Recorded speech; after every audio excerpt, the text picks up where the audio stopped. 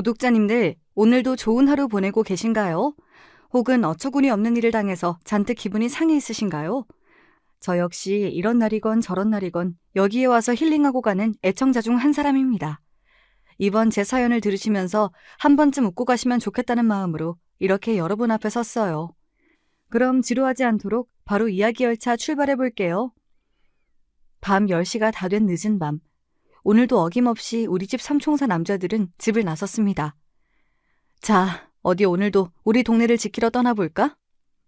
지나가는 제3자가 보면 채, 자기들이 뭐라고 된다고 저런데? 하고 비웃으실 수 있겠지만 세 분은 저에게 슈퍼맨보다 더 영웅과 같은 사람들인걸요. 소설 삼국지에서 복숭아나무 아래에서 세상을 구하겠다고 결의한 유비, 관우, 장비처럼 보였다면 어쩌면 제가 너무 억지를 부리는 것인지도 몰라요. 그렇지만 전 삼총사를 진심으로 좋아하고 응원하고 있습니다. 아, 맞다. 도대체 이 세 사람이 누구냐고요? 첫 번째 의인은 바로 제 아버지십니다. 우리 아버지는 젊은 시절 태권도 유단자로 동네에서 이름을 좀 날리셨다네요. 특히 자기 힘만 믿고 자랑하고 약자를 괴롭히는 남자를 혐오해서 상대가 몇 명이든지 아버지는 그들을 제지하고자 들이대셨다고 들었어요. 아버지의 3대1 무용담이라던가 엄마의 한숨 섞인 사고이라는 밤이 새도 모자랄 지경이죠. 지금 60대의 연세지만 골목길에서 교복 입고 담배 피는 중고생 무리를 아직도 지나치지 못하시니 말 다했죠. 세상이 어떻게 돌아가려는지 후미진 골목도 아니고 이제는 벌건 대로변에서 사내고 계집이고 학생들이 담배를 뻑뻑 피고 앉아있더라. 내가 가서 이 녀석들아, 지금 피는 담배 연기가 너희들에게 얼마나 해로운 줄 아느냐? 하고 훈계했지. 예전들 같으면 쟤 혼자 뭐라고 중얼거리든 내 앞에서 담배는 끄고 다른 데로 갔었는데 요즘 것들은 그냥 나를 째려보면서 이러더구나. 어르신, 험한 꼴 당하기 싫으면 가던 길이나 가세요. 네? 저 할아버지 도망났나 봐. 세상 무서운 줄 모르시네? 여보, 요즘 애들이 얼마나 흉악한데요. 그러다 애들이 덤비기라도 하면 어쩌시려고. 그래서 걔들 피해서 오셨소? 피하기는 날 무얼로 보고서. 놈들한테 등산 스틱을 들이대면서 내가 담배 계속 피울래, 이 할아버지 꼬챙이에 얼굴 찔려볼래 하니까 씨땡 어쩌고 욕지거리 하면서 다른 곳으로 가더구나. 요즘 그게 문제야. 막 나가는 어린애들한테 어른으로서 목소리 높이는 사람이 하나 없지. 그러니까 나라도 해야 해, 나라도. 아버지가 나이도 지긋하시고 몸도 예전 같지 않잖아요. 요즘 애들은 예전과 달라서 수틀리면 아무리 어른이고 해도 그냥 들이받는다고요. 제발 의협심 좀 접으시고 그런 일은 그냥 지나치세요. 그러다 잘못 드실까봐 정말 걱정이네요. 70이건 80이건 내 이 마음을 꺾으려면 저승사자라도 와야 할 거야. 하는 수 없다.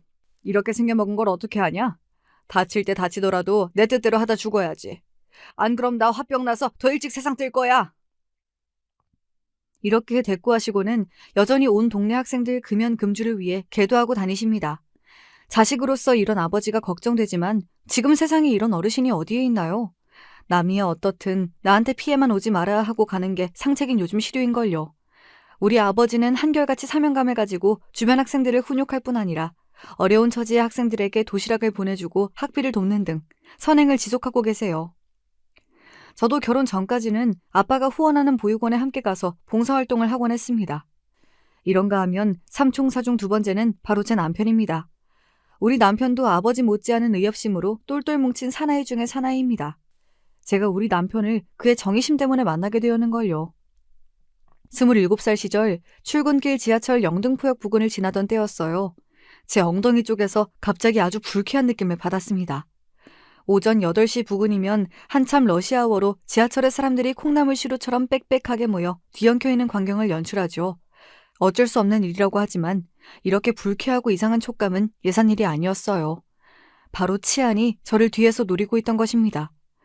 여러분은 막상 이런 상황에 닥치면 소리 지르고 도와달라고 하실 수 있을 것 같으신가요? 저도 그렇게 생각하고 살아온 여자이지만 그저 어떻게든 몸을 거기서 빼내고 그 치안에게서 떨어지고 싶은 마음뿐이었습니다. 하지만 이미 사람이 꽉 차 있는 지하철에서 전 옴싹달싹 할 수가 없었어요. 이미 제 둔부에 스친 것은 치안 손만이 아니었습니다. 다른 남자의 부위가 닿았음을 느끼자 온몸에 소름이 돋고 다리마저 후들거리더군요. 당장 지하철에서 뛰어내리고 싶은 심정이었던 그때 젊은 남성의 굵고 드센 목소리가 들렸어요.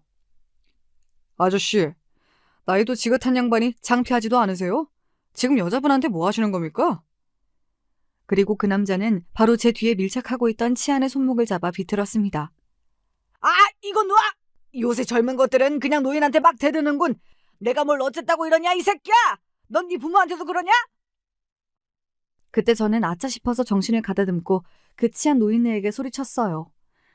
당신이 아까부터 내 엉덩이 만졌잖아요. 내가 그 증인이고 피해자니까 엉뚱한 소리 말고 당장 내려요. 경찰서에 가자고요! 우리 부모님은 당신처럼 똥구멍으로 나이만 먹은 분들이 아니라서 말이죠. 오히려 당신 같은 사람 있으면 가만두지 말라고 가르치셨죠. 우리의 이야기를 들은 주변 승객들이 웅성대면서 그 치안에게 비난을 같이 퍼부었어요. 다음 역에 정차할 때 그 남자는 치안을 끌고 내렸고 빠져나가려고 버둥대는 그 노인네를 의경에게 자초지종을 설명하고 인계했습니다. 저는 의경들에게 제 연락처를 주면서 동조했어요. 그리고 절 구해준 그 남자에게 허리 굽혀 감사 인사를 드리고는 그 지하철역에서 나왔습니다. 그날의 기억은 정말 아찔했지만 뜻밖에도 미래 제 배필을 만나게 된 계기가 되었던 것이죠. 도와주었던 남자는 제 핸드폰 번호를 어떻게 알았는지 저에게 연락했지 뭐예요. 어제 일로 너무 놀라서 어디 몸 상하신 데는 없는지 궁금해서 연락드렸습니다. 그냥 남자로서 솔직히 말씀드릴게요. 안양역에서 타실 때부터 뒷모습이 예쁘셔서 지켜보고 있었습니다.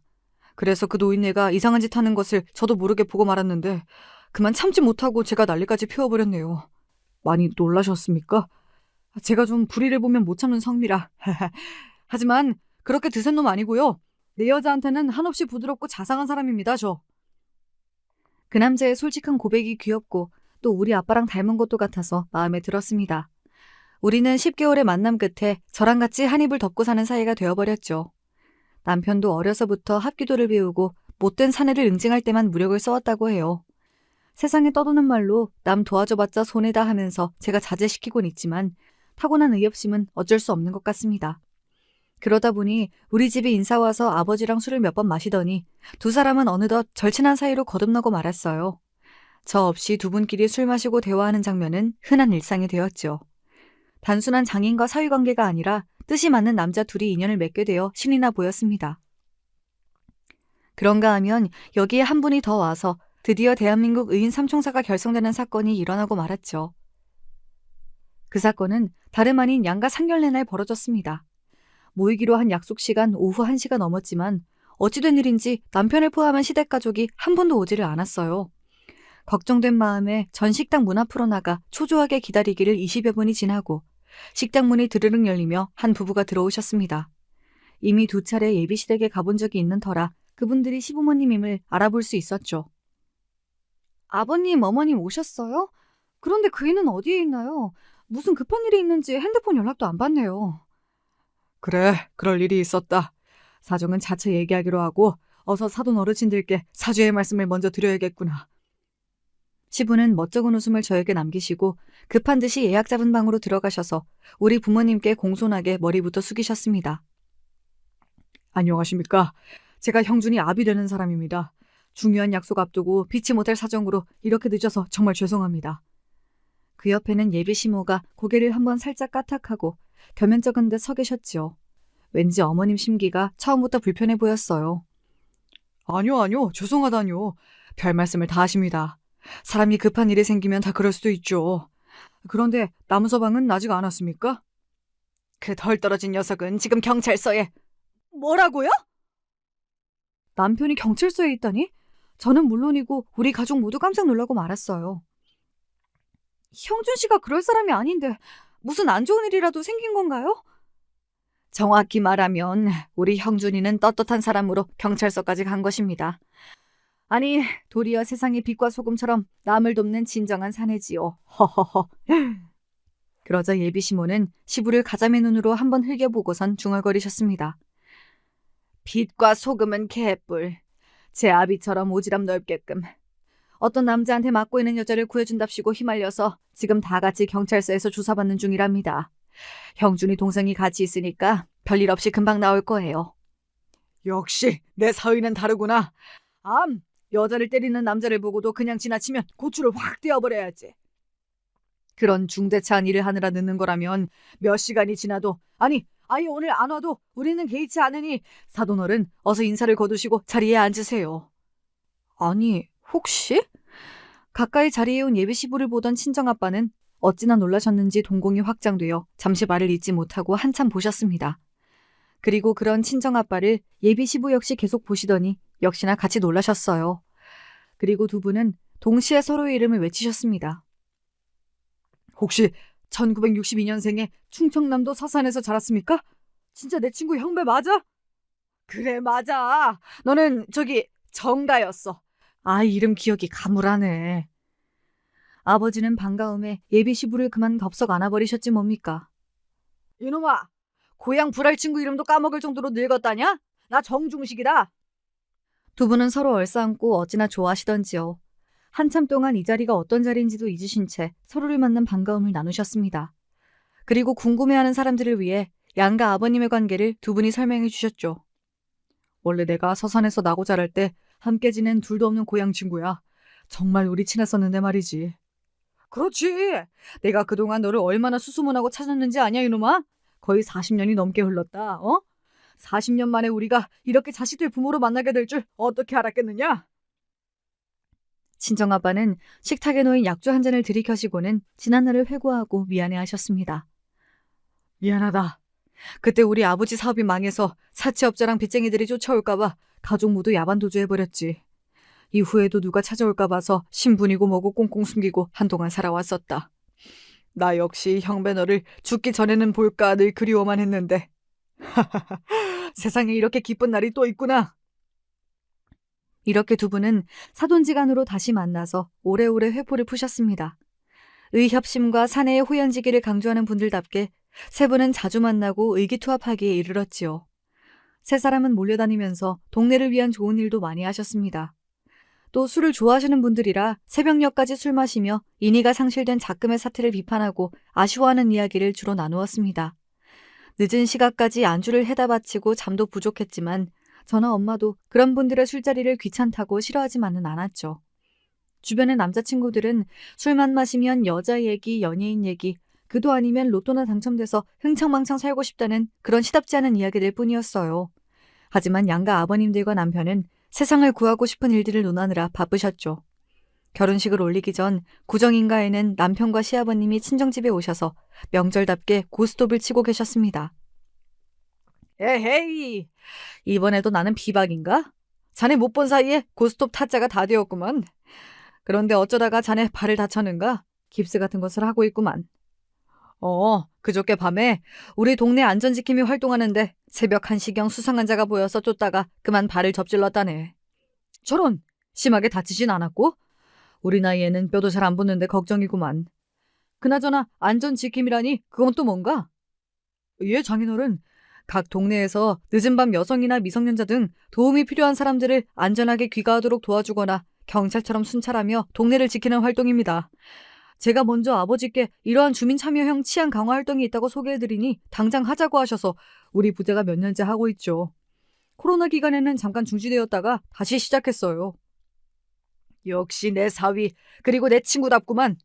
그런 좋은 제도가 있다니 어떻게 나도 우리 동네에서 할 수 있을까?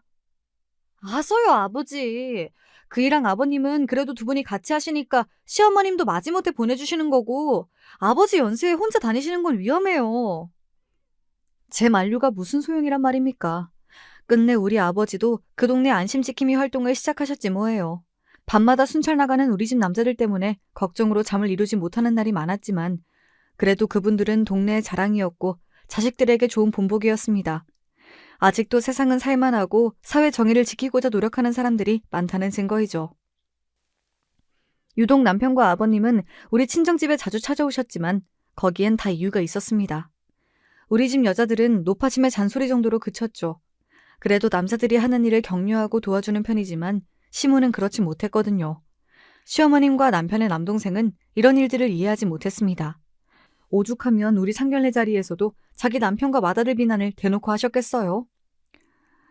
우리 집 바깥 양반도 남다른 분이라 사부인께서도 참 걱정이 크시겠습니다. 아유, 제가 전생에 뭔 죄를 지어서 이런 남편의 아들까지 닮았나 모르겠습니다. 남들은 집도 사고 생업에 열중하느라 바쁠 때 말이야. 이 사람들은 남 돕는다고 몸으로 뛰고 기부하면서 사니 집 세간살이가 어디 남아나야 말이죠. 맞아요. 자기 살기도 바쁜데 저렇게 영양가 없는 일에 뛰어드는 형과 아버지가 정말 이해가 안 돼요. 형수님이랑 결혼하면 좀 정신 차리고 살까 했는데 사돈 어르신도 그렇고 다 분위기가 비슷하신 것 같네요. 우리 둘째 말이 다 맞지 맞아. 바깥 양반들끼리 저렇게 만나서 앞으로 얼마나 몰려다니고 쓰잘데기 없는 일들을 벌일지 아주 걱정이구나. 시모와 시동생 말도 틀린 말은 아니죠. 하지만 제가 좋아하는 사람들의 욕을 대놓고 하는 것을 듣자니 왠지 모르게 기분이 별로더라고요. 그리고 시모는 결혼 준비하면서 시시콜콜 제게 간섭하고 하느라도 더 얻어내려는 모습이셨습니다. 남편과 제가 알아서 전셋집을 마련하고 이에 보태주지도 않았으면서 글쎄 예단 목록에 시모 루이비통 가방에 백화점 상품권까지 요구하셨으니까요. 현실적이고 계산적인 시모는 저와 잘 맞지 않았고 저 시집살이까지 시키셨네요. 시댁에 있을 때 시모는 설거지며 방 걸레질까지 다 저보고 하라 하셨죠. 그럼 몰래 시아버지가 제 손에 든 걸레를 가져가셔서 시모 안 보이는 사이 방을 닦아주셨습니다. 며느리 사랑은 시아버지라고 아버님은 절 유달리 예뻐하셨어요. 우리 아가 덕에 내가 죽기 전에 보고 싶던 친구랑 만나게 되었지. 거기에 천방지축 다니던 아들놈까지 장가들게 해주었으니 네가 바로 복덩이구나. 그러면 그 말을 들은 시모는 또 그게 못마땅해서 한 소리 거들었습니다. 복덩이? 제가 아까 우리 집 비싼 냄비 태워 먹은 건 알고 하는 말이요? 여자애가 친정에서 뭘 배우고 온 건지 야물딱지게 하는 게 하나 없어. 어머님 죄송해요. 냄비에 물 끓이라고 하시고 바로 베란다 정리까지 시키셔서 그거 하는 사이에 그만 냄비물이 다 졸아버린 것 있죠? 제가 다음에 올 때 새 걸로 사올게요. 요즘 여자애들은 남자들하고 똑같이 배우고 사회일만 하다 결혼해서 집안일 해본 적이 뭐 얼마나 되겠소. 자네도 가시집 올 때 기억 안 나는가? 다림질 하다가 옷 태워 먹은 게 한 무더기라고 우리 엄마가. 당신! 내 앞에서 돌아가신 어머님 얘기하지 말아요! 자기가 얼마나 고되게 시집살이한 줄 아냐면서 시부에게 짜증을 부리는 시모. 그런데 지금 자신이 저에게 바로 그 시집살이를 똑같이 하고 있다는 것을 도통 모르시나 봐요. 새벽에 일어나 도매시장에서 생선 물건을 경매받으러 가서부터 밤늦도록 회센터 가게를 하는 남편은 참 성실한 사람이었어요. 저도 직장을 다니면서 맞벌이로 열심히 전세 대출을 갚느라고 정신없이 살다 보니 어느덧 딸 하나도 낳고 나이도 30대 중반으로 들어섰네요. 그러던 어느 날 친정엄마의 전화를 받고 우리 친정에 큰 시련이 닥쳐온 것을 알게 되었습니다. 아버지가 친구분의 빚보증을 서서 4억이 넘는 큰 돈을 대신 갚아야 하는 상황을 맞으신 거죠. 거기에다가 스트레스가 크셨던지 건강까지 잃으셔서 대장암 수술을 앞두고 계셨습니다. 원래 불행이란 이렇게 꼬리에 꼬리를 물고 찾아오는 법일까요? 늘 든든하게 우리 집의 가장이셨던 아버지가 하루아침에 무너지신 일은 저에게 충격이었습니다. 그놈이 나랑 30년 지기인데 보증 세워놓고 잠적이라니. 내 그럴 줄은 몰랐다. 역시 사람 속이 제일로 무섭구나. 그러게요. 그 친구분도 정말 사람이 아니네요. 아빠가 그렇게나 잘해주셨는데 사시던 집까지 내놓고 빚을 갚으시면 엄마랑 아빠는 어디로 가시려고요? 뭐 돈에 맞춰서 집이야 어디든 못 가겠나? 나야 어디서 자든 상관없지만 내 말년에 이렇게 큰 사고를 쳐서 너희 엄마한테 미안하기만 하구나. 친정집에 가서 자초지종을 듣고 나니 제가 어떻게 도와드릴 방법도 생각이 안 나고 참 답답하기만 했죠. 집에 돌아와 남편과 맥주 한잔하면서 친정집에 가서 들은 이야기며 제 속상한 마음을 남편에게 털어놓았습니다. 제 얘기를 다 들은 남편은 남은 맥주를 크게 들이키고선 저에게 대뜸 이랬죠. 돈 때문에 이 동네 떠나셔서 어디 멀리 가시긴 어딜 가시겠어. 우리 가게 근처에 내가 창고용으로 사둔 땅이 있어. 거기에 장인어르신 집 지어드리자. 하지만 당신 거기 창고해야 한다고 무리해서 사둔 땅이잖아. 그걸 부모님 집 지어드리고 나면 가게 창고는 어떻게 하려고? 뭐 마당 한 구석 탱이에 작게 창고를 내면 되지. 두 분 나이도 있으신데 돌아가신 다음에서야 그때 지어드릴 걸 뭐 그런 후회하지 말고 당장 지금 하자고. 이렇게 남편이 말할 때만 해도 전 그저 저 위로하는 듣기 좋은 소리라고 넘겼어요. 어렵게 장만한 땅을 부모님께 내어드리고 건축까지 하다니 그게 어디 쉬운 일인가요? 하지만 남편은 황소처럼 자신의 결단대로 밀어붙이고 말았습니다. 집 짓는 건축비는 부모님이 친정집을 처분하면서 남은 돈으로 하고 부족한 돈은 시아버님까지 보태주시지 않았겠어요? 아버님, 그 일가 저희 부모님께 해준 것만으로도 과분한데 아버님까지 이러시면 저 불편해서 못 살아요. 내가 너 봐서 괜한 무리한 건 아니고 남는 돈이 있어서 보탠 것뿐이다. 그리고 내가 중식이한테 신세진 것이 많았어. 어릴 때 우리 집이 참 가난했는데 중식이 어머님이 나 맨날 도시락도 싸주시고 만난 거 생기면 꼭 집에 오라고 아들처럼 챙겨주셨지. 내 살면서 그 은혜 갚을 기회가 이번이지 싶었다. 그러니 날 도와다오. 아버님의 말씀까지 듣고서 전 염치 없지만 남편이 부모님 집을 짓는 일을 적극적으로 도왔습니다. 남편도 이런 제 마음을 아는지 제가 부담을 느낄까 봐서 일사천리로 주택 허가 등 많은 일을 해결했어요. 결국 남편은 3층짜리 부모님 집을 5개월 만에 지어버리고 말았습니다. 세상에나, 이게 우리가 살 집이란 말이니? 돈도 없는 우리 사정에 어떻게 더 대궐같이 좋은 집을 우리 사위가 만들어 주었어? 완공된 그림 같은 집을 보면서 친정부모님은 감격에 겨워 눈시울을 붉히셨습니다. 저 역시 남편에게 고마워서 어쩔 줄 몰랐고 서툴게 감사의 말만 몇 마디 했을 뿐이에요. 하지만 이에 남편은 대수로운 일이 아니라는 듯 말했습니다.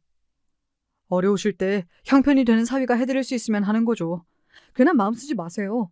앞으로 아무 걱정 마시고 아버님 건강부터 회복하셔야 같이 안전 지킴이도 하고 약주도 하시죠. 제가 전생에 나라를 구했는가 봐요. 이렇게 마음씨 좋은 남편을 곁에 두고 살다니 말이죠.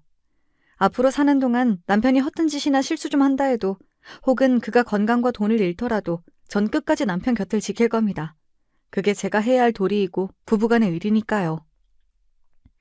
친정부모님은 1층에 거주하시고 2, 3층은 세입자를 들여서 그 월세를 남편에게 매달 보내셨습니다. 남편은 한사코 거절했지만 2조차 받지 않으면 친정집에 올 생각도 말라고 엄포를 놓으신 아버지 덕에 우리는 매달 월세 150만 원을 받게 되었네요. 하지만 친정의 가세가 기운 뒤로 시어머니는 저를 더욱 무시하고 미워하셨습니다. 집이 완공되고 친정부모님은 감사한 마음에 시부모님께 집들이 초대를 하셨는데 시모는 오지도 않고 저에게 전화해서 이렇게 말씀하시더군요. 네가 입장 한번 바꿔서 생각해봐라. 엄연히 내 아들 땅 위에 또 내 남편 돈까지 들어간 내 집과 같은데 거기서 너희 부모님이 호의호식하고 있는 모습을 직접 보고 싶겠어? 괜히 내가 가봤자 좋은 얼굴로 좋은 맛이 못 나가니깐 그저 난 안 가련다. 말씀을 듣자니 서운도 했지만 어머님의 솔직한 심정도 한편으론 이해가 되었습니다. 그렇지만 시모의 서운함은 고스란히 저에 대한 구박으로 돌아오고 말았어요. 사돈집이 사기에 질병에 가뜩이나 기운이 안 좋은데 괜히 우리 아들까지 그 애군이 묻어올까 걱정이다. 너는 처가댁에 그만 좀 출입해라. 엄마도 참. 어려운 때일수록 맞사위인 제가 더 챙겨드려야 아버님이 한시라도 빨리 예전 모습을 찾으시죠. 시아주버님은 사람이 너무 좋은 건지 전후 사정도 없이 따지지 못하시는 건지 재산의 건강까지 잃은 집에 오가면 득될 게 뭐 있나요? 괜히 쌀이라도 사줘야 하고 그 집에서 손 더 벌리려 드는 거 아닐까요? 역시 우리 의사 며느리가 세상 돌아가는 이치도 잘 안다니까. 맞아. 곳간에서 인심 난다고 쥐뿔도 없이 가난한 집에 가봐야 네 호주머니만 가벼워지지. 우리 집 돈으로 그 집 해준 것만 생각하면 지금도 내가 화딱지 난다. 사돈이 2층 월세는 너한테 꼬박꼬박 안 빼먹고 보내고 있는 게지?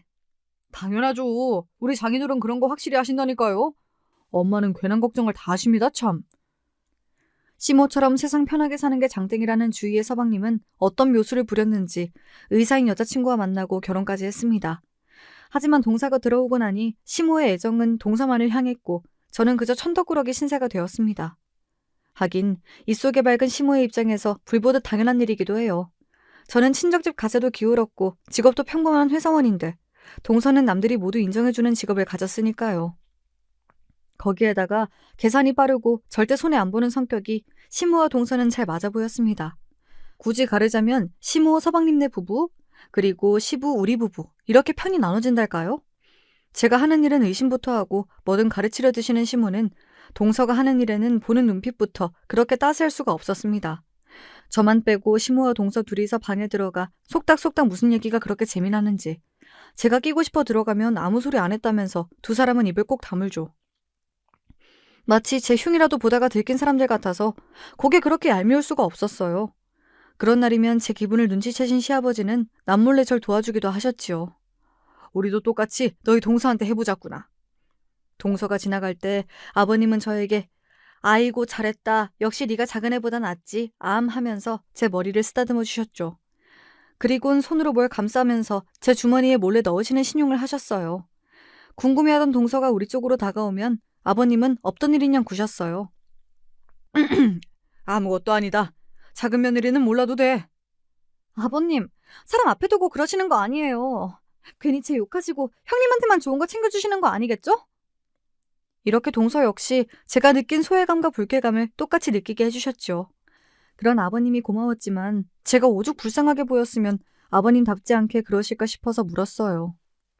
이런 연기까지 하시고 아버님은 제가 많이 가여우신가 봐요. 네가 가엽다기보단 너를 아낀다고 생각해주면 어떻겠느냐? 난 너희 시어머니처럼 셈이 빠른 사람이 못 된다.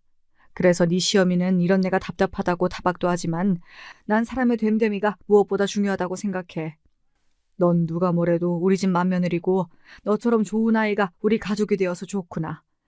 설령 대통령 며느리가 온다고 해도 나 너랑 안 바꾼다. 아버님의 말씀만으로도 너무 감사하고 위로가 되었습니다.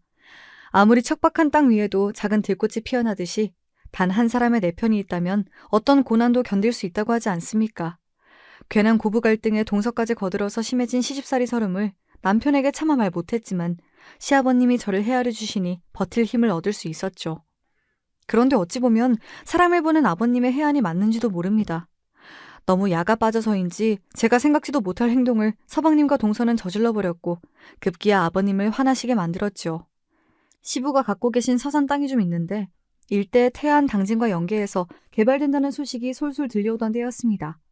우리 부부는 그 땅은 아버님의 것이니 어쩌거나 관심도 없었지만 서방님네 부부는 달랐어요. 시아버님에게 그 시골 땅을 당장 처분하자면서 자주 설득하곤 했죠. 아버지, 지금이 기회예요. 과실수나 심으면서 땅 놀려두면 뭐합니까? 하루라도 빨리 처분해야 그걸로 다른 데 투자도 하고 돈이 더 불어나는 게 투자의 정석이죠. 아직 발 때가 아니야.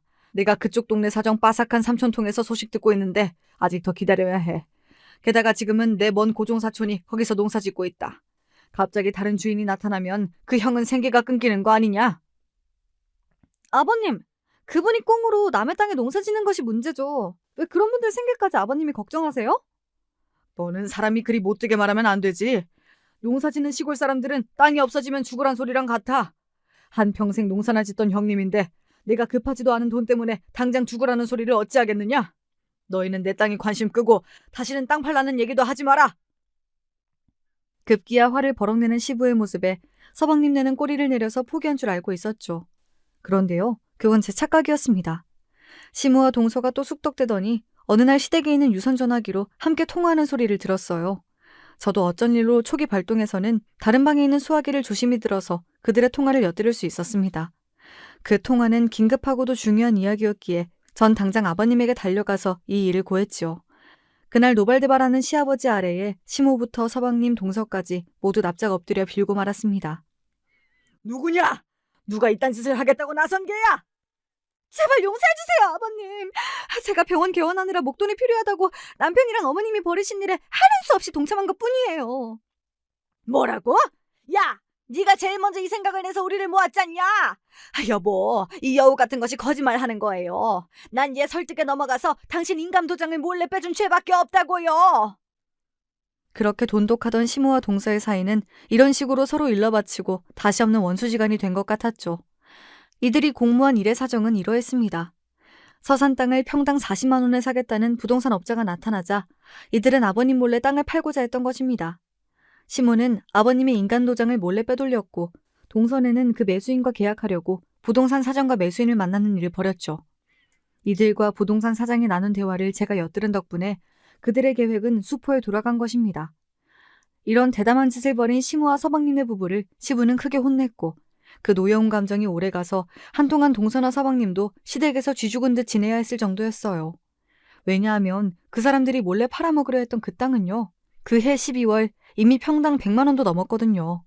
만약 그때 업자에게 넘겼다면 시댁에서 땅을 치고 후회했을 일이죠.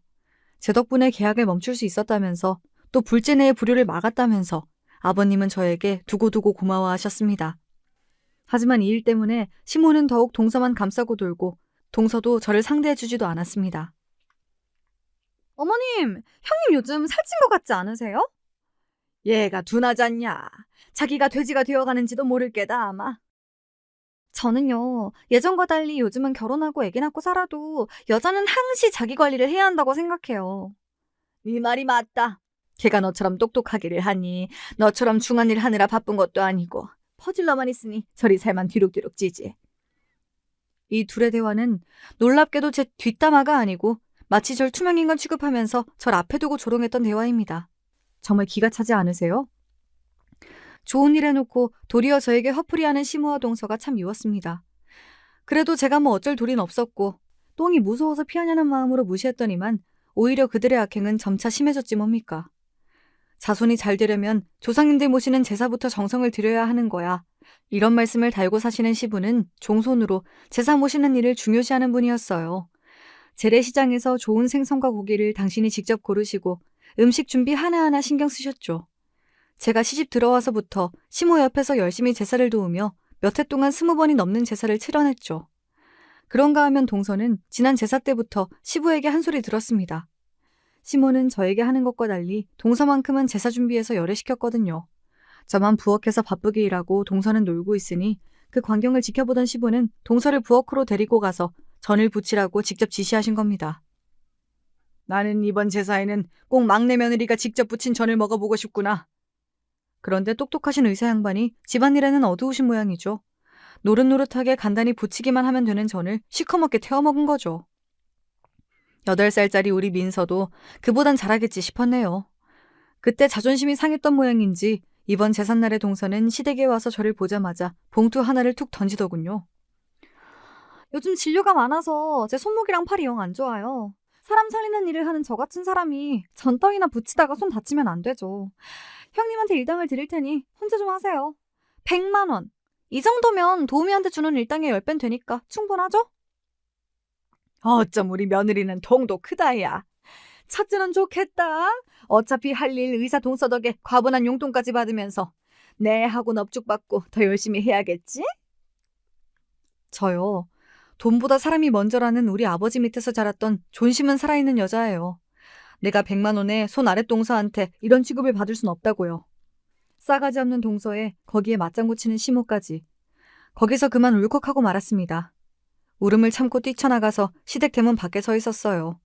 그런데 어느샌가 시부가 절 지켜보시고는 말을 거셨죠.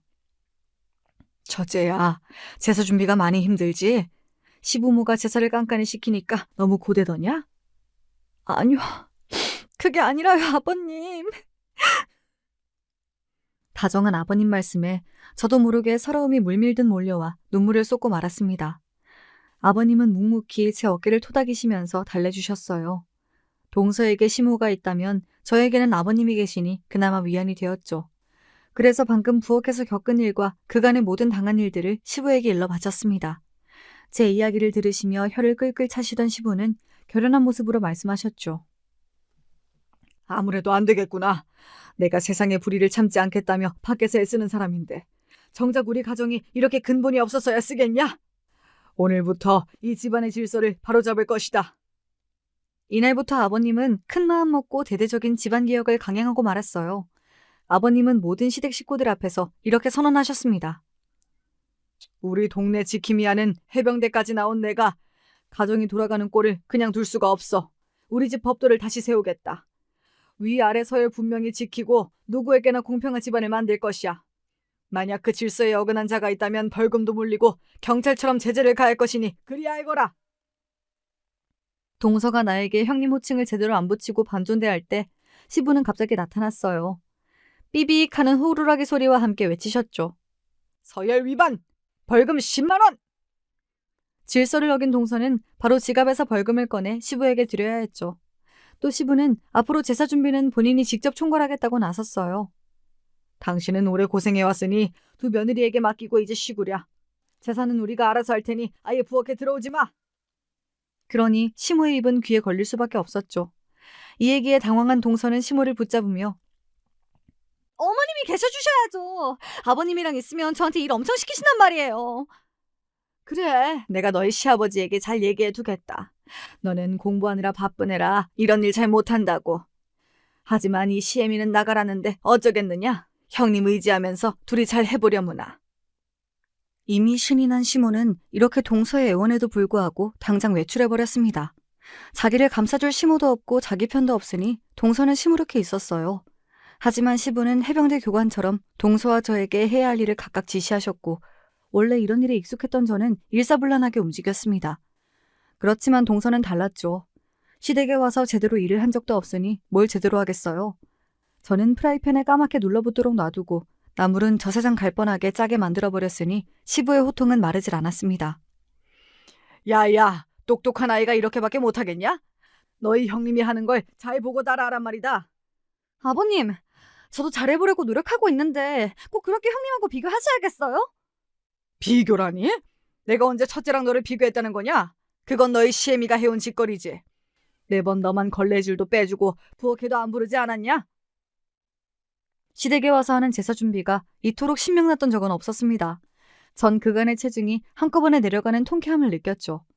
하지만 동서도 만만치 않은 상대였습니다. 시부에게 당한다고만 생각했던지 다음 시댁 모임부터 발걸음을 하지 않더군요. 왜 안 하냐는 시모의 질문에 서방님은 난처해하며 다른 이유를 둘러댔지만 모두 알고 있었죠. 우리 남편만 빼고요. 그리고 시부는 솔직하게 그것을 드러내셨습니다. 늘상 제 시어머니 보호만 받고 형님은 무시하더니 내가 제사 준비 조금 시키니까 그 꼴을 못 당하겠던 모양이지 뭐. 그게 무슨 말씀이세요? 이놈아, 내 아들이지만 넌 어찌 그리 둔하냐? 우리 집 와서 네 아내만 맨날 부엌대기처럼 일하고 둘째 며느리는 의사라고 너희 엄마가 손에 물 한 방울 안 묻히게 했지. 시모는 그런 오해하지 말라며 부정했지만 시부는 말씀을 계속 이어가셨습니다. 어디 그뿐이냐? 둘째가 모든 집안일 다 하라며 식모 취급하며 첫째한테 돈 봉투까지 내밀었지 뭐냐. 그동안 본가에서 제가 이런 취급을 당하는 줄 몰랐던 남편은 놀라서 저를 보고 물었어요. 여보, 그동안 이런 일까지 당해놓고 도대체 왜 내게 이야기하지 않았던 거야? 신혼 초기에 남편이 제 편드는 말 한 번 했다고 어머님이 더 날 싫어하시고 당신도 엄청 혼내셨잖아. 그리고 당신도 나에겐 남편이지만 그보다 먼저 어머님 아들이야. 자기 엄마 욕하는 아내를 좋아할 남편이 세상에 어딨겠어. 당신은 우리 부모님한테 그렇게 잘해주는데 나도 못지않게 시부모님께 잘하고 싶었단 말이야.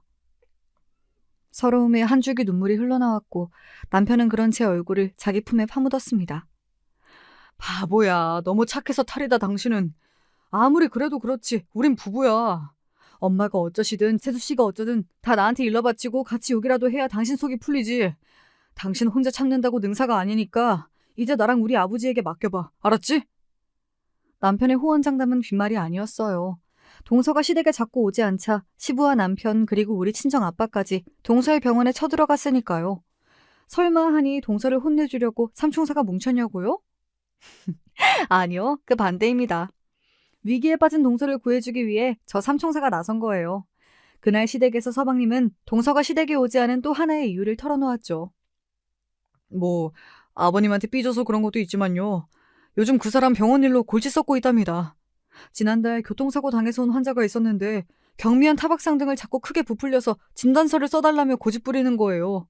보나마나 보험료 많이 타먹으려는 수작인 걸 알고 아내가 딱 잘라서 거절했는데 그 뒤로 한 번씩 병원에 와서 아내 욕을 하고 난동 부리고 있어요. 오늘도 여기 오는 길에 또 그 환자가 왔다며 병원 간호사들 호출받고 급히 병원에 간 거예요. 동서가 이런 난처한 일을 겪고 있다는 것을 알고 다음 그 환자가 방문한 날 삼총사가 출동했던 것이죠. 그리고 후일담을 남편에게서 듣게 되었어요. 우리가 딱 병원에 들어서니까 50줄 되는 남자가 막 우통을 까면서 행패를 부리더라. 아마 병원에 의사며 간호사며 다 여자들만 있으니까 쉽게 보고 그러는 거지. 우리 셋이 가서 자중하라고 호통치니까 처음엔 움츠러들더니 눈이 돌아서 아예 우리 보고 어쭈? 너희들끼리 뭉쳐서 날 어떻게 해볼 작정인데 그래 쳐라 쳐! 하면서 무작정 들이대는 거야. 열받은 우리 아버지가 때리려고 손을 올리는데 장인어른이 그 손을 맞고선 이러셨어.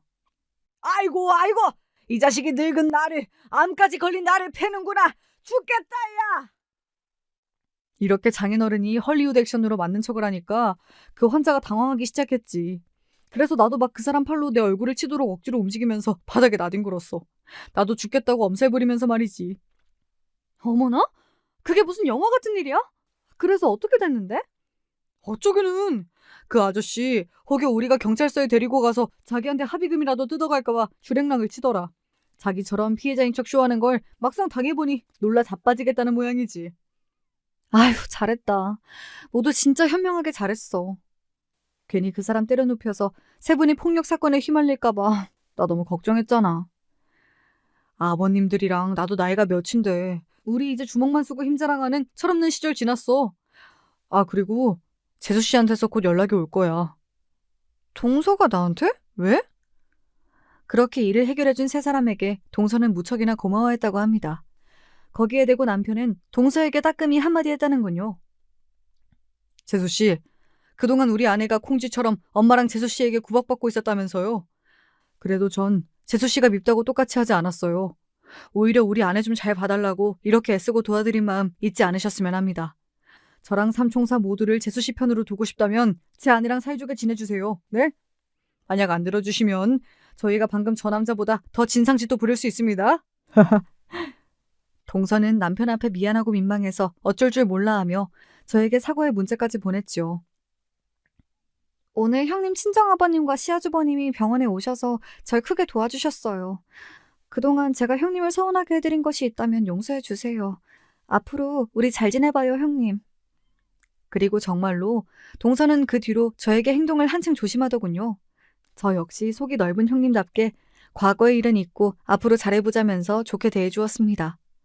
한편 이제 저도 좀 약삭 빠르고 여우같이 시모를 대하기로 했습니다. 늘 가족들이 모이면 음식 장만하느라 바쁘신 어머님을 위해 이렇게 말했어요.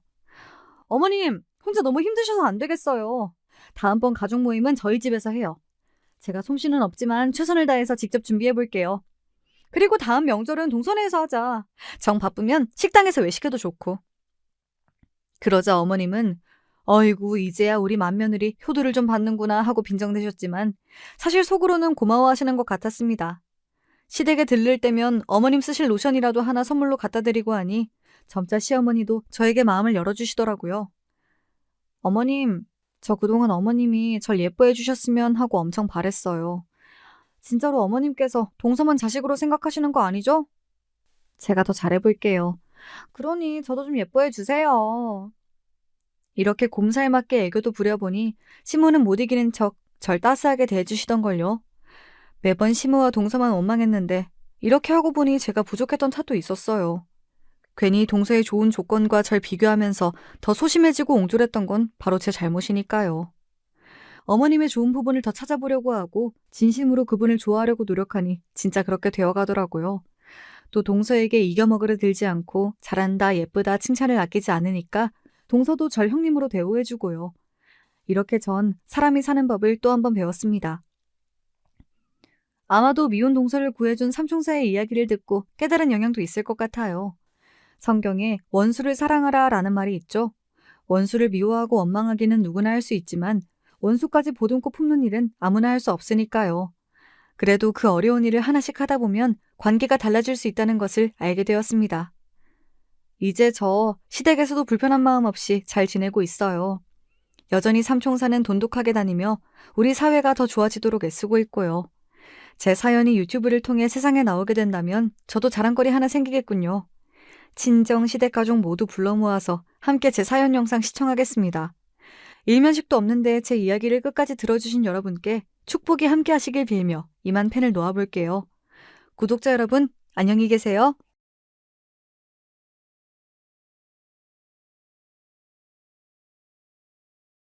안녕하십니까. 저는 서울에 거주하며 평범하게 나이를 먹어가고 있는 남자입니다. 사람 나이가 40 정도가 되면 더 이상 세상의 유혹에 흔들리지 않게 된다 하여서 마흔을 불혹이라고 칭한다고 하잖아요. 여러분도 살아보니까 정말 그러시던가요? 저는 개인적으로 살면 살수록 느끼는 건데 나이는 그저 숫자에 불과한 듯 싶습니다. 나이가 불혹이 되었다고 해서 제가 정신적으로 더 성숙해지고 유혹에 안 빠지는 사람이 된 건 아니더라고요. 저로 하여금 이런 생각을 더욱이 하도록 만들어준 어떤 존재가 제 인생엔 있었어요. 나이를 대체 어디로 먹은 건지 심히 의심스러웠던 존재의 얘기를 꺼내볼까 합니다. 저는 고향이 서울이긴 하지만 아주 어렸을 적에 충청도로 온 가족이 이사를 갔습니다. 너무 어릴 적이라 사실 서울에서 나고 자랐던 옛날의 기억은 남아있지도 않네요. 전 조금 드물게도 외동입니다. 또한 늦둥이기도 하죠. 제 부모님께선 남들보다 조금은 늦은 나이에 서로 인연을 맺으셨고 결혼 이후에 좀처럼 아이가 생기지 않아 종국엔 포기를 하셨었는데 완전히 다 놓아버리고 나니까 갑자기 뱃속에 저란 생명이 찾아왔다고 하더라고요. 그래서 전 귀하게 예쁨을 받기도 했으나 동시에 엄한 교육을 받기도 했었어요. 하나뿐인 자식의 나가면 안 된다고 부모님께서 신경을 많이 쓰셨거든요. 충청도의 아주 작은 시골 마을에 제 조부모님께서 살고 계셨습니다. 그래서 애초에 이사를 그쪽으로 한 거였죠. 아름다운 풍경이 가득한 곳에서 전 자라났고 제가 중학교 때 친할아버지와 친할머니 두 분이 차례로 2년 간격을 두고 돌아가셨습니다. 많이 슬펐던 것 같아요. 사춘기 중학생 남자아이 눈에서 눈물이 그 정도로 펑펑 흘러나왔으니 말 다 한 것이었죠. 하지만 아버지의 슬픔에 비할 바는 못 된다고 느꼈습니다. 아버지가 그렇게 우시는 모습은 처음 보는 것이었어요. 조금은 신기했고 낯설었죠. 어머니께선 저한테 이런 말씀을 해주셨어요. 아버지한텐 할아버지 할머니가 부모님이잖아. 그러니 다를 수밖에 없는 거야. 전 그 말씀의 의미를 직접 실감하게 됐습니다. 너무 가슴이 아프게도 제가 성인이 되자마자 아버지께서 돌아가셨기 때문입니다. 사고였어요. 조부모님 두 분이 돌아가실 때와는 차원이 다른 슬픔이 절 덮쳤습니다. 미친 듯이 울부짖었던 것 같아요. 그리고 저에겐 이제 어머니뿐이란 생각에 불안하고 초조해졌습니다. 어머니마저 돌아가시면 전 이제 세상에 진짜로 혼자란 생각이 들었기 때문이에요. 전 아직 20살이었고 두려운 것이 많았습니다. 혼자 서울 도시에 나와서 대학을 다니고 있는 것도 문득문득 불안하게 느껴졌어요. 아버지가 돌아가신 후엔 자꾸만 그런 걸 느꼈습니다. 하지만 제가 그렇게 굴수록 어머니께선 도리어 초연하게 구셨습니다. 난 우리 아들을 위해 언제나 이 자리에 있을 사람이란다. 난 어디로 가지 않아.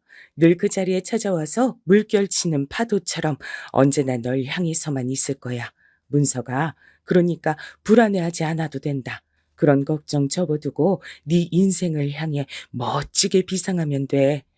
저희 어머니 정말 멋지신 분 같지 않나요? 나이가 드신 분이라고 해서 모두가 해안을 가지고 계시며 의연하신 게 아니라는 것 정도는 저도 그때 이미 알았거든요.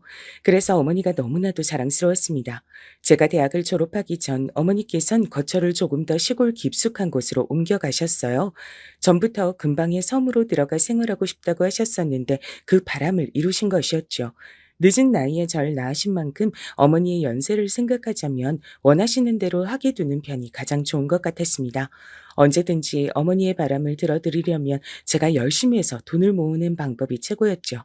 그런 생각으로 죽도록 취업시장에 문을 두드렸더니 제가 원하던 수준의 좋은 직장에 들어갈 수 있었습니다. 시골 출신이 거기까지 출세를 한 것이죠. 열심히 직장을 다니고 돈을 벌고 또 모았습니다. 그렇게 살다 보니 홍기가 차서 결혼을 하게 됐는데요. 전 주변에서 운 좋은 놈 소리를 들으며 결혼을 했답니다. 아는 저보다 좋은 대학을 나온 것도 아니었고 직장도 아르바이트 수준이었는데요. 얼굴이 예쁜 편이었어요. 그리고 아내의 언니인 제 처형이 엄청나게 잘 되는 당시에 하도 유명해서 연예인들도 심심찮게 방문을 하던 카페 사장이었습니다. 이게 바로 대박이었던 것이죠. 처형의 남편인 제 형님께서도 꽤 괜찮은 직장에 재직 중이셨고요. 장모님과 장인어른 두 분은 오랜 별거 중이셨는데 사실상 이혼이나 다름없다고 설명을 들었습니다. 장인어른께 공공연히 만나는 다른 분이 계시다는 것 같았어요. 대신에 그 대가로 장인어른께선 별거 생활을 시작할 때 재산의 거의 대부분을 장모님께 넘겨주셨고요. 그걸로 장모님은 계속 생활을 해오실 수 있었던 건데 처형의 카페가 대박을 치는 바람에 아주 수준이 여유롭게 되셨던 것이죠. 그래서 저는 복에 겨운 결혼을 한 놈이 됐습니다. 아내는 변덕이 심하고 기본적으로 성질이 좀 드센 편이었어요. 전 웬만하면 수도분하게 맞춰주는 성격이었기에 궁합은 그럭저럭 잘 맞았답니다. 냉장고에 저거 장아찌 뭐야? 혹시 어머님이 만들어주셨던 저번에 그거야?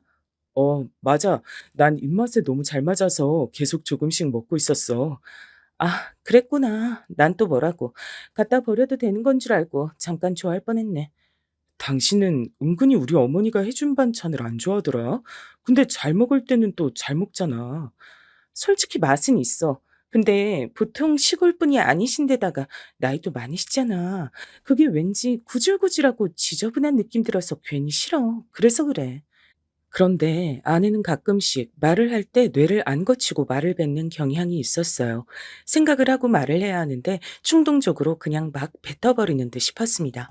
처형의 카페야말로 손님들이 안 보는 구역에서 위생을 하나도 안 지키고 있다는 걸 제가 알고 있었는데 그건 어떻게 가서 먹는 거냐고 제가 따지고 싶었지만 참았습니다. 제가 참는 것으로 평화롭게 유지되는 결혼 생활임을 너무나도 잘 알고 있었기 때문입니다. 그래서 전 걸핏하면 마음속으로 내가 참자, 내가 또 참지 뭐라는 소리를 하는 게 습관이었습니다. 제가 참지 않았다면 아내하고 하루가 멀다 하고 다툴 건수가 넘쳐났을 거예요. 그래서 제가 참고 지내는 것이 저희 부부에게 가장 중요하게 작용하는 요소였죠.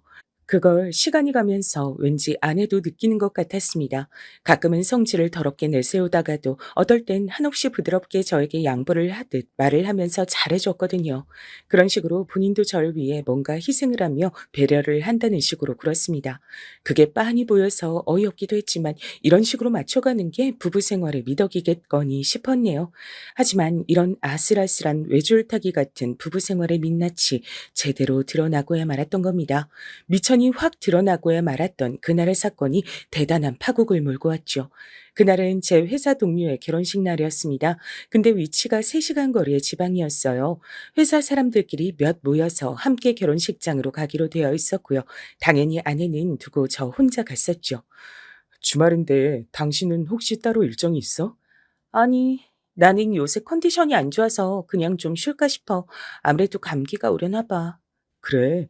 감기가 올 것 같으면 미리 병원에 갔다 오는 건 어때? 약이라도 처방받아서 먹어봐. 아, 됐어. 주말이라 이른 오전부터 병원 시끄럽게 웃는 애기들이 바글바글 거릴 거 생각하면 머리만 더 아파져. 1시간 기다리고 1분 상담 받고 나오느니 안 가는 게 낫지. 당신은 내가 혹시라도 당신한테 감기 옮길까 봐 그러는 거지? 아니라고는 못하겠다. 당신이 워낙 전적이 여러 번이잖아. 내가 꼭 그렇게 미리 말을 하는데도 감기 걸려서 나한테 옮기고 나서야 낫더라. 나 계속 회사 일 바쁠 예정이야. 감기 걸림 끝장이니까 이번에도 나한테 옮길 작정이라면 정중히 사양할게. 당신 오늘따라 되게 얌체 같다. 얄미워. 난 아프면 이번엔 우리 엄마한테 나 간호해달라고 할 거야. 당신한테 안 징징거릴 테니까 쓸데없는 걱정 안 해도 돼. 언니네 카페 일손 도와줘. 조카들 돌봐줘. 아주 우리 엄마가 그쪽에만 신경 쓰느라 정신 없으시니까 나도 오래간만에 우리 엄마 관심 온전히 받으면 좋지. 나도 우리 엄마 딸인데. 하여간 언니한테만 너무 집중돼 있어. 아내의 주절거리는 소리를 들으며 전 결혼식장에 참석할 만반의 준비를 마쳤었습니다. 그때까지만 해도 설마 그 당일에 어떤 일이 벌어질지 상상도 못한 채였죠. 전 주말이라고 게으름도 피우지 못한 채 이른 아침부터 눈을 떴고요.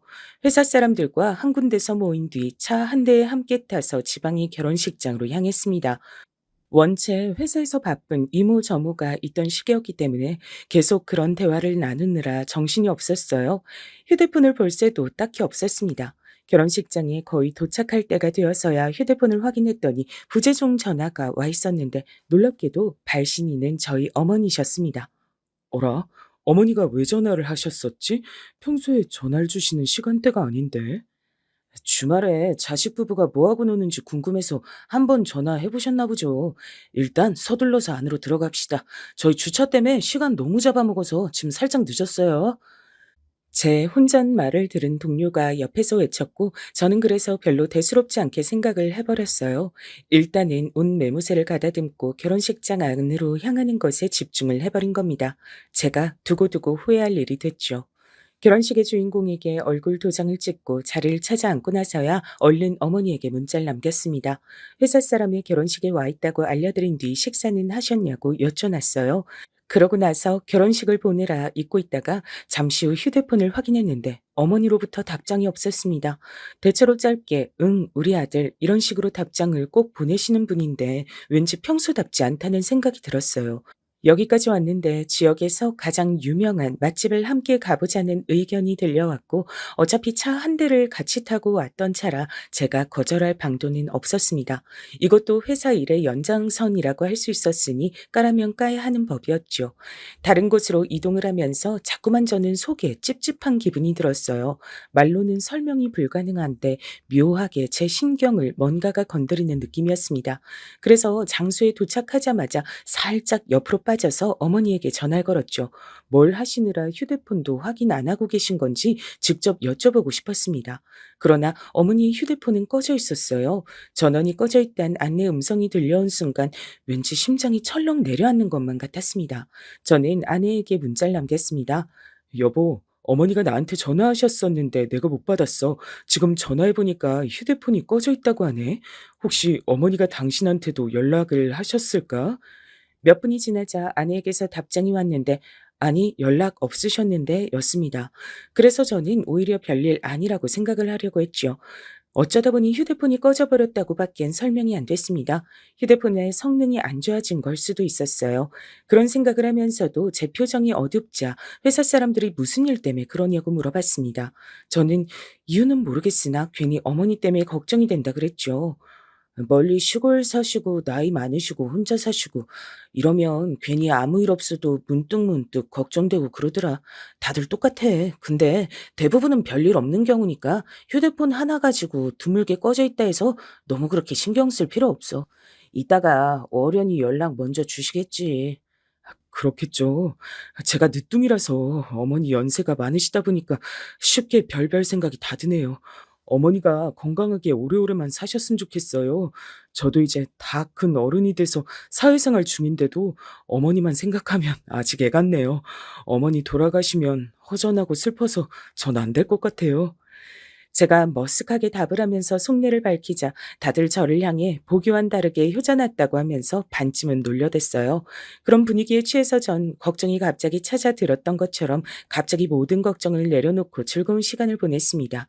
그것이 불효인 줄도 모르고 잘도 그렇게 여유로운 시간을 실컷 보내버렸어요. 서울에 도착한 뒤 대략 30분 정도면 집에 도착할 것 같다고 아내에게 문자를 전송했습니다.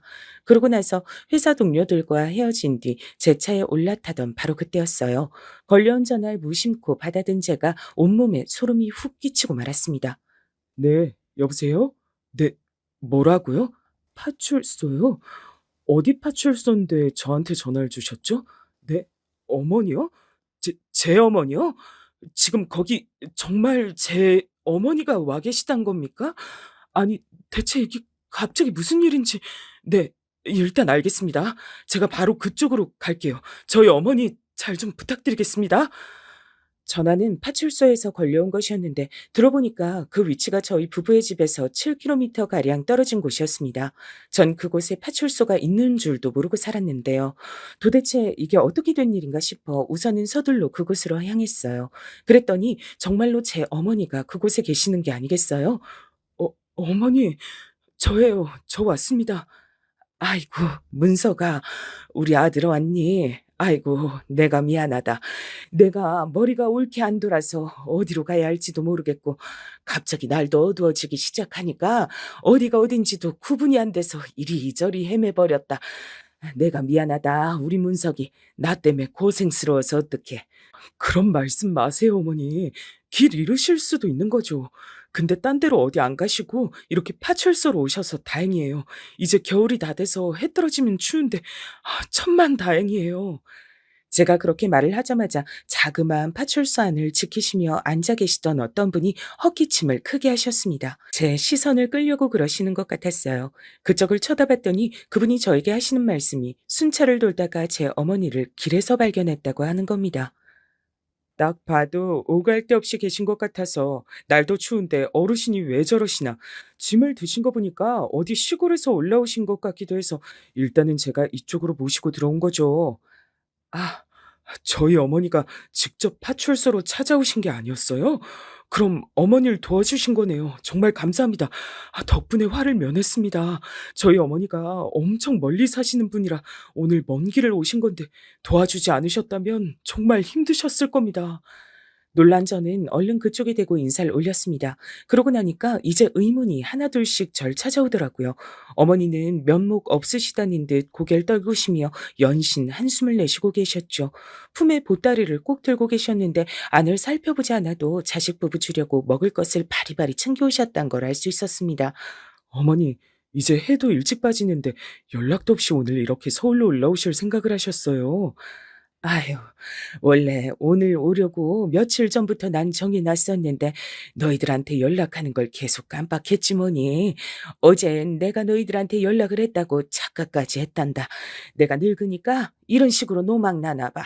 이래서 늙음 적당히 그만 살아야 되는데 괜히 우리 문석이한테 걱정이나 끼치고 난 진짜 왜 이러는지 모르겠다. 어머니, 나이 들면 깜빡깜빡 하실 수도 있는 거죠. 괜찮아요. 너무 자책하지 마시죠. 오늘 오시는 것 때문에 오전에 저한테 전화 주셨던 거예요. 제가 지방 결혼식 다녀오느라 정신없어 전화를 못 받았어요. 그 후에 전화 드리니까 계속 전화기가 꺼져 있었고요. 그게 내가 보니까 전화기에 배터리가 다 됐더라. 내가 이걸 또 집에서 배터리를 다 채워 갖고 나왔다고 착각을 해버린 거야. 그러니 미칠 노릇이지. 이 노망난 걸 어쩜 좋으니. 어머니께서 자책의 한숨을 내쉬시는데 가만 보니 몸이 잘게 떨리는 모양이 보였어요. 파출소 내부는 따뜻한 편이었지만 추워하시는 것 같아서 제가 얼른 외투를 벗어 어깨에 둘러드렸습니다. 품에 안고 계시는 보따리를 제가 챙기려고 했는데 한사코 당신께서 들겠다고 하셔서 가슴이 뭉클해졌죠. 어머니, 그래서 저희 집에도 아직 못 가시고 길에만 계시다가 여기까지 오신 거예요? 아, 그럼 길에서 시간을 너무 많이 보내신 것 같은데 얼른 저랑 같이 저희 집에 가요. 가서 따뜻한 보리차 한 잔 드릴게요. 과일도 있으니까 그거 드시면 기운 좀 나실 거예요. 얼른 가요, 어머니. 문서가, 우리 아들, 넌 이 늙은 애미가 미리 연락도 하지 않고 불쑥 이렇게 찾아와서 파출소에서 연락이나 오게 만들었는데 괜찮으니? 내가 걸리적거리고 좀 밉고 그러지? 네? 어머니, 무슨 말씀을 그렇게 하세요? 절대 그럴 리가 없잖아요. 와주신 것만으로도 너무 감사하고 좋은데 오시는 길이 너무 고생스러우니까 그게 마음이 아플 뿐이에요. 어머니, 그런 소리 이제 하지 마시고 저랑 얼른 저희 집에나 가십시다. 얼른요. 전 어머니께서 왜 유달리 감정적으로 구시나 싶었습니다. 컨디션이 안 좋아서 그러신 것으로 생각을 해서 어머니를 얼른 저희 집으로 모시려고 하던 바로 그때였어요. 나는 안 가련다. 난 거기로 안 가련다. 어머니, 저희 집 오시려고 서울까지 올라오신 거잖아요. 근데 갑자기 왜 안 간다고 하세요?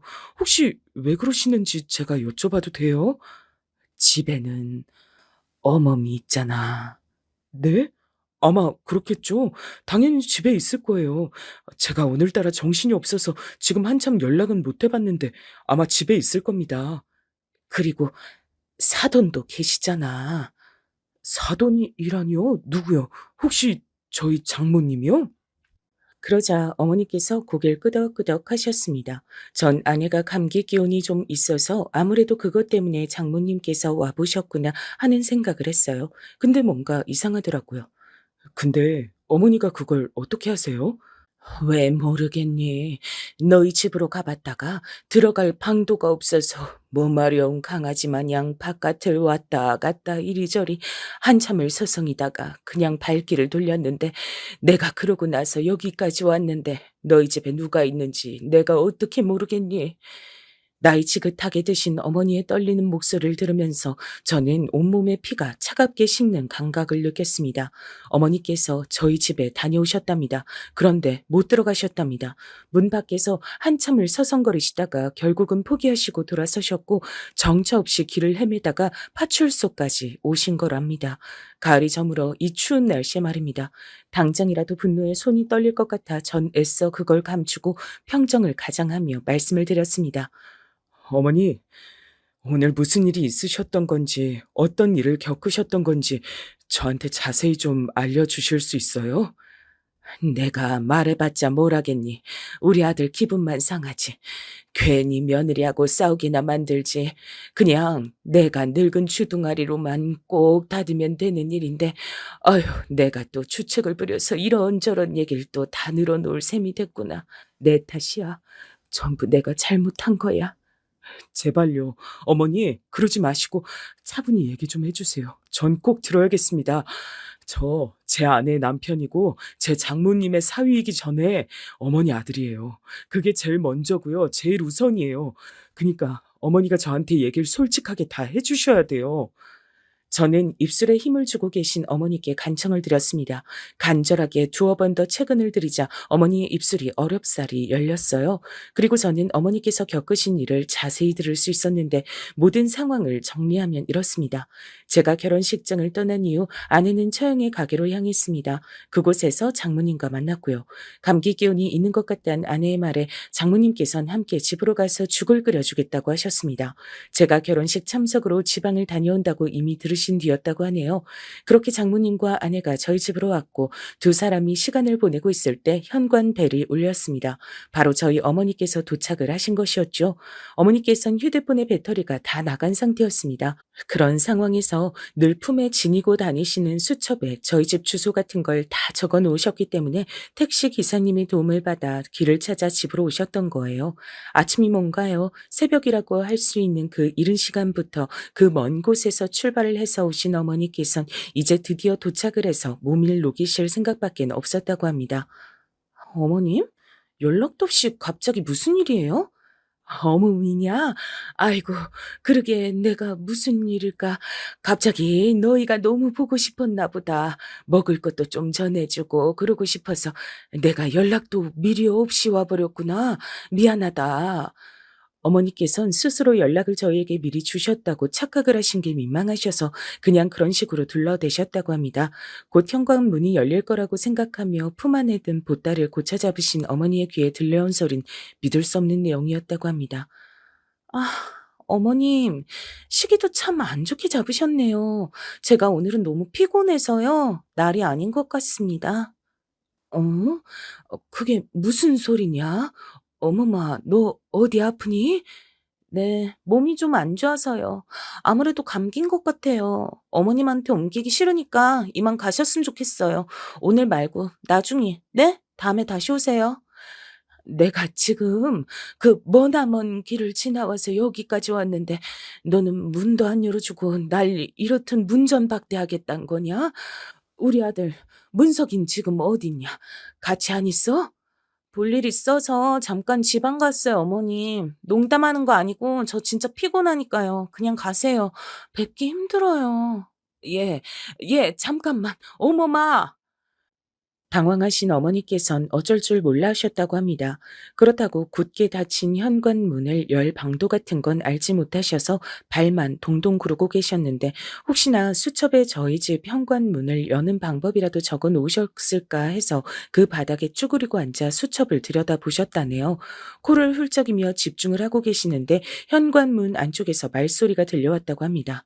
간 거야? 갔겠지? 아니, 엄마. 아직 안 갔어. 앞에 그대로 계신 것 같아. 아, 진짜 노인네. 눈치 없이 뭐 하는 짓이야. 그러게. 귀여운 우리 딸이 오늘같이 컨디션 안 좋은 날에 왜 귀찮은 짓거리를 벌이실까? 며느리 괴롭히러 온 시어미 신보셨다면 진짜 못된 거고. 내 생각엔 아무래도 그런 것 같아. 나 괴롭히고 싶으시니까 일부러 연락도 없이 불쑥 나타나신 거겠지. 아, 나 너무 싫어. 나 이러다가 시골 노인네 혐오증이라도 걸릴 것 같아. 아내가 장모님과 나누는 대화소리가 어머니의 귀까지 들려온 겁니다. 그 대화소리를 듣고 나자 어머니께선 어떻게 해서든 현관 문턱을 넘고 싶어서 간절하게 수첩을 뒤지고 있는 당신 스스로의 모습이 너무나도 초라하게 느껴지셨다고 합니다. 조용히 수첩을 닫아 다시 품에 집어넣으신 어머니께선 혹시라도 제가 금방 돌아올까봐 그 가능성에 기대어 제법 한참을 더 그곳에 계셨다고 합니다. 이른 아침 새벽부터 딱히 제대로 드신 것도 없어서 배는 주려오고 현기증도 나고 있었지만 갑자기 제가 나타나기라도 할까봐 마음 놓고 눈도 못 붙이신 채로 현관문 앞에서 멀뚱멀뚱히 계셨다네요. 그러다가 도저히 안 되겠어서 다시 현관 벨을 눌렀고 안을 호출했지만 아예 작정을 해버린 아내는 이번엔 묵묵부담으로 일관했습니다. 장모님 또한 당연히 마찬가지였고요. 결국 어머니께선 아무 소득 없이 발길을 끝내 돌리셔야만 했습니다. 추워서 떨리기 시작하는 몸으로 무거운 보따리를 드신 채로 그냥 정처 없이 걸으셨대요. 터미널 앞이 아니다 보니까 택시도 안 잡혔다 합니다. 택시가 보여서 손을 흔들어도 요즘 택시는 어찌된 영문인지 멈춰 서주질 않아서 애만 끓였다고 하셨어요. 알고 보니까 죄다 휴대폰으로 미리 부르는 택시들이라 어머니의 손짓을 다 무시하고 지나갔던 겁니다.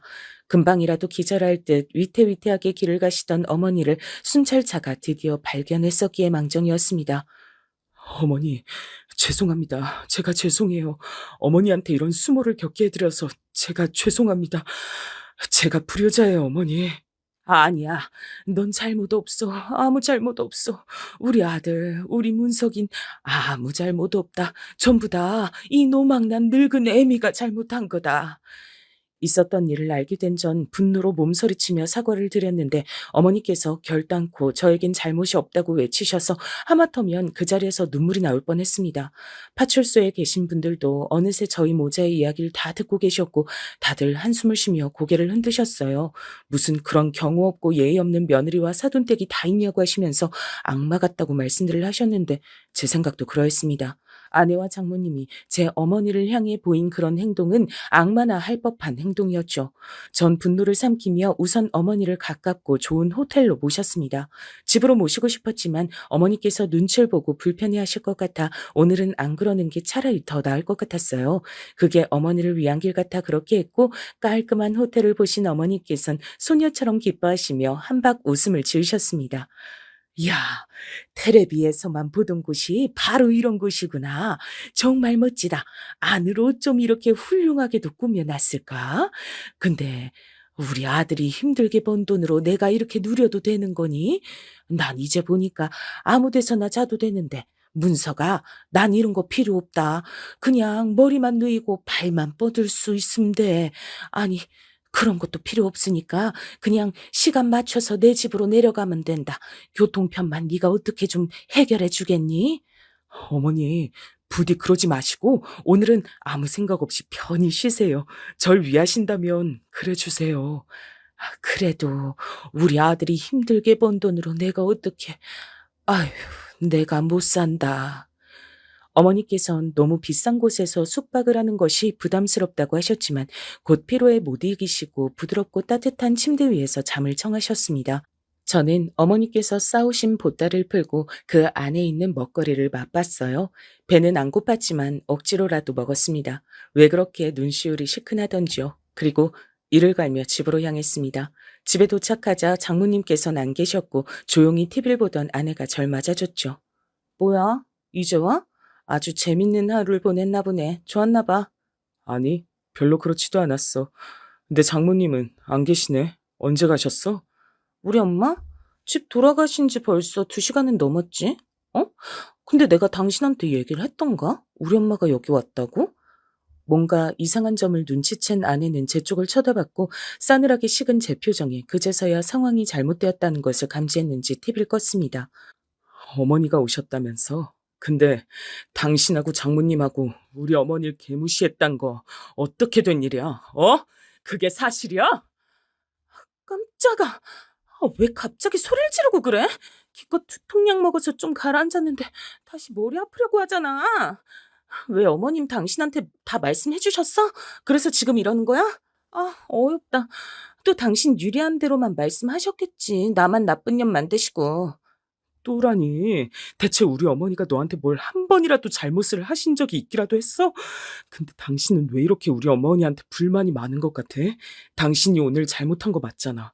우리 어머니가 오셨는데 집에 있으면서도 문 안 열어드린 거 맞아 아니야? 그것만 정확하게 말해봐.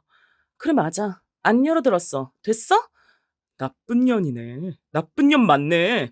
근데 왜 나쁜 년 아닌 척하면서 얘기를 하냐?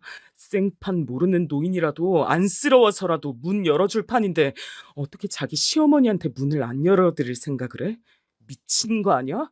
당신은 노인 공경도 없어? 장모님은 또 뭔데? 당신이 정신 나간 짓거리를 벌이면 어른으로서 그걸 말려야지. 같이 그러시는 건 대체 뭐야? 그렇게 따지지 마. 나 머리 아프니까. 당신은 뭐 나한테 잘했어? 내가 감기 기운 있는데 홀라당 지방이 결혼식 참석하러 가버리는 것에만 신경 썼잖아. 나 걱정하기보단 나한테 감기 옮을까 봐. 그것부터 미리 걱정했잖아. 내가 말을 안 해서 그렇지 속으로 얼마나 서운했는 줄 알아? 원래 사람은 아플 때 당하는 서러움이 가장 큰 법이야. 그 얘기를 지금 왜 하는 거야? 당신도 잘한 거 하나 없다고. 내가 지금 그거 알려주는 거잖아. 설마 내가 당신 서운하게 한 것 때문에 우리 어머니한테도 당신 서운하게 굴었다는 뭐 그런 건 아닌 거지? 아예 연관 없다고는 하지 않을게. 아내의 시큰둥한 대답에 제 심장이 미친 듯이 뛰기 시작했습니다. 그것은 주체할 수 없을 정도로 날뛰는 분노로 인한 것이었죠. 사랑해서 결혼한 여자, 제 아내를 향해서 그 순간 미칠 것 같은 분노가 피어올랐어요. 어떻게 그따위 이유 때문에 노인을 문전박대할 수가 있단 겁니까? 그것도 머나먼 길을 달려온 사람에게 그토록 냉정한 거절을 어떻게 할 수 있단 건지 전 도저히 납득도 이해도 가지 않았습니다. 당신 지금 아무래도 머리가 어떻게 된 것 같은데 다 됐으니까, 다 필요 없으니까 사과해. 진심으로 사과해. 그리고 우리 어머니한테도 날이 밝는 대로 가서 뵙고 사과드려. 지금 근처 호텔에서 주무시고 계시니까. 뭐? 싫어. 내가 왜 그래야 돼? 어머님이 호텔 계신다고? 잘 됐네. 오신 김에 호텔 체험하시게 됐잖아. 섬 시골 깡촌 사시는데 서울 호텔 이참에 체험해보셨으니 내 덕분이네. 어머님은 오히려 좋아하시고 계실지도 몰라. 너무 그렇게 당신 생각대로 나 몰아붙이지 마. 더 이상 내 인내심 시험하지 마. 나 지금 너란 여자한테 질리다 못해서 징그럽다는 생각 들고 있을 정도니까 앞으로 개소리 더 뱉을 거라면 신중하게 생각하고 나서 뱉는 게 좋아. 한마디 한마디 뱉을 때마다 그게 나랑 이혼하는 지름길이 될 테니까. 사람이 사람에게 실망하고 사랑이 실망으로 인해 식어버리는 것, 생각보다 별거 아니더라고요. 전 아내의 태도에 따라 언제든 이혼할 수 있다는 결심이 어느새 선 상태였습니다. 그리고 아내는 성질을 꺾고 저에게 사과를 하기는커녕 오히려 더 앙칼지게 나왔습니다. 그렇게 나오면 누가 무서워할 줄 알아? 이혼하기 싫다고 내가 울면서 매달리기라도 할 줄 알았어? 나 솔직히 별로 이 결혼 생활에 대단한 미련 따위 없어. 그니까 나한테 그런 식으로 말하지 마. 몇 년 더 살 것 같지도 않은 늙은 모친 때문에 자기 와이프는 뒷전인 남자, 나도 아주 별로라고 생각 중이니까. 뭐라고? 몇 년 더 살 것 같지도 않은 늙은 모친? 당신 왜 이렇게 말을 막 해? 원래 개념이 아주 희미한 여잔 건 진작에 알아봤지만 이 정도로 엉망진창인 줄은 몰랐다. 어차피 우리 이혼하면 내가 아니라 당신이 더 손해인 거 알지? 우리 언니 하나만으로도 당신 같은 거 이겨. 가치가 달라. 그래서 결국은 잘못한 게 하나도 없으시다. 그렇게나 저급한 짓을 벌여놓고도 조금도 사과할 마음이 없으시다. 지금 그렇단 거지? 나랑 끝까지 어디 한번 해보잔 거지? 해볼 자신 있으면 어디 한번 해봐. 난 내가 잘못이 아예 없다고는 생각하지 않지만 사과할 마음 별로 없어. 나 오늘 너무나도 컨디션이 안 좋았고 아까 특히 기분 나빴어. 내가 그럴 때 하필 찾아오신 어머님도 잘못 있는 거야. 그런 걸 잘못이라고 표현하는 네가 진정한 미친년이다. 그리고 너 같은 여자랑 결혼해서 우리 어머니한테 그런 몹쓸 경험 안겨드린 나도 참 답없는 미친놈이란 생각 드네. 이 미친 결혼 생활 조금도 더 하고 싶지 않아졌어. 이혼하자. 당장 갈라서. 뭐? 지금 진심이야? 진짜 낀다.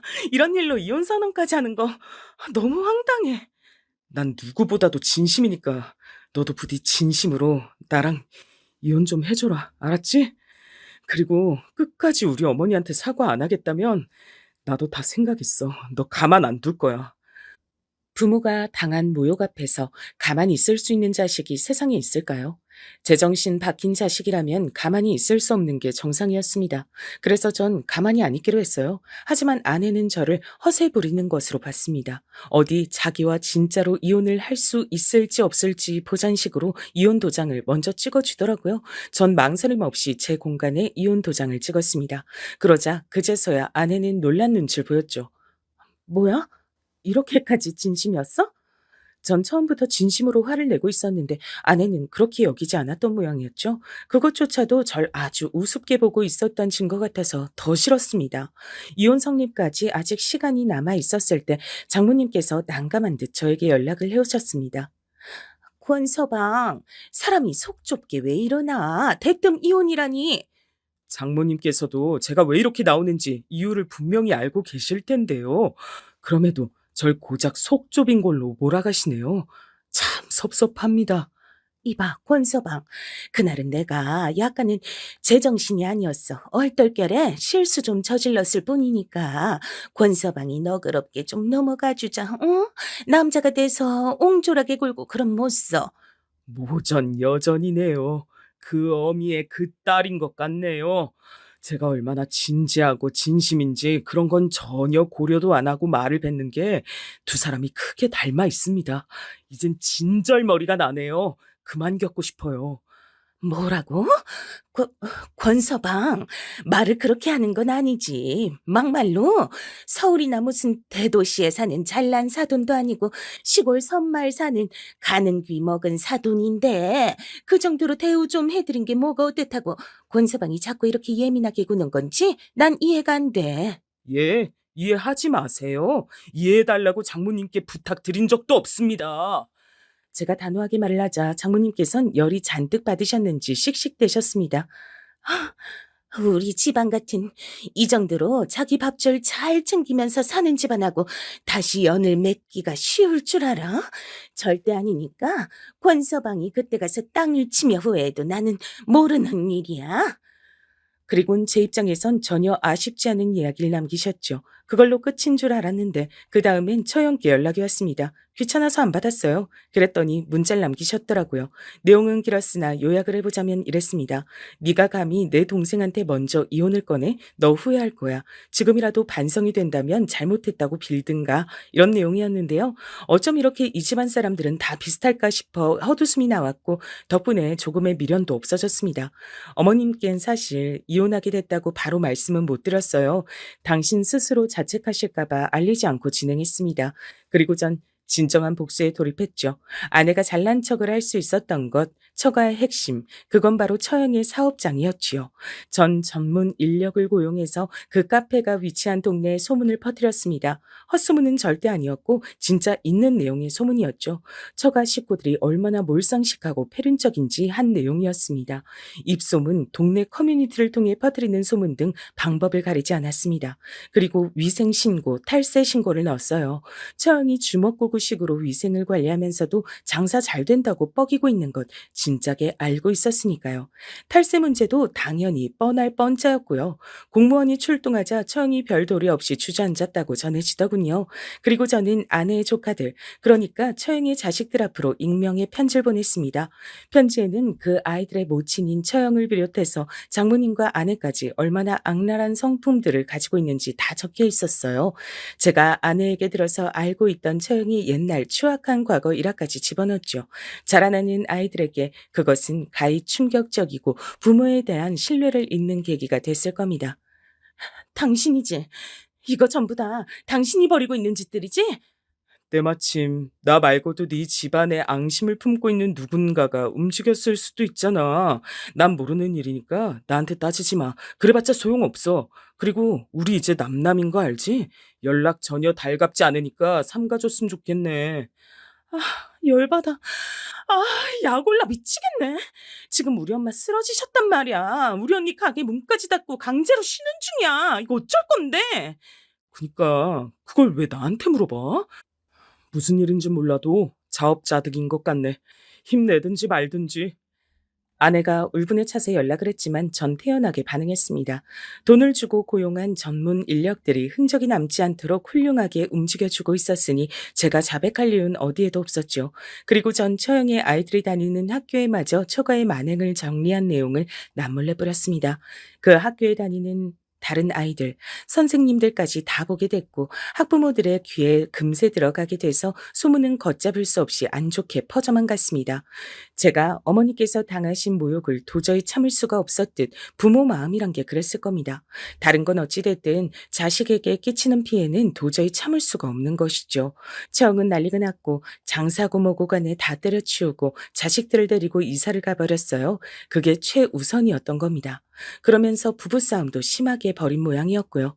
전 아내의 모든 지인들에게 저희 부부가 어쩌다 이혼을 하게 됐는지 내용을 적어서 익명의 이메일을 보냈습니다. 그 효과는 천천히 퍼져갔죠. 이건 사회적으로 완전히 나를 매장하는 거잖아. 우리 가족을 완전히 피말려서 죽게 만들려는 거잖아. 해도 너무한 거 아니야? 이런데도 당신 짓이 아니라고 잡았대? 난 대답해줄 말 없으니까 연락하지 말라고 했잖아. 내가 잘못했어. 내가 잘못했고 우리 엄마도 잘못했어.